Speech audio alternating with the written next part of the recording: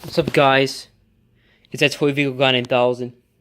Yeah, there was another one of these on eBay. It's $5, but for some reason, even though it's not a big old piece of furniture,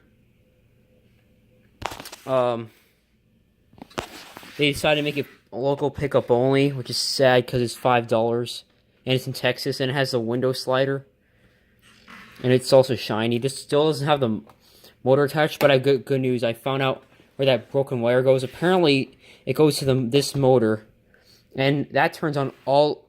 That seems to activate all of these lights. Well, not too sure, but it somehow affects these lights too, even though these are programmed to dim. Yeah, this one's also kind of loose. Anyway, let's begin the sound rip. Gentlemen, start your engine!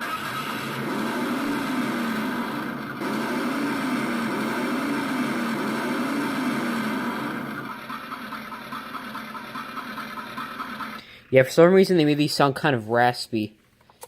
I'm not sure why. Because they usually don't do that. Gentlemen, start your engine!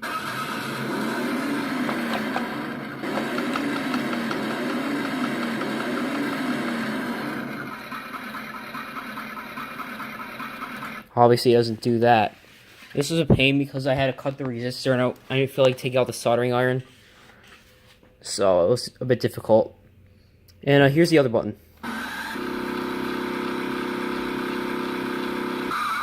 I had this since January, still haven't got this to run correctly.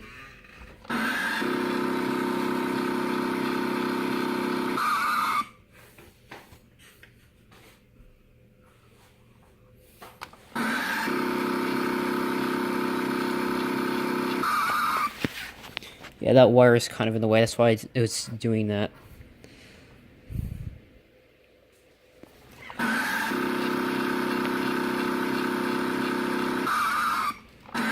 Gentlemen, start your engine!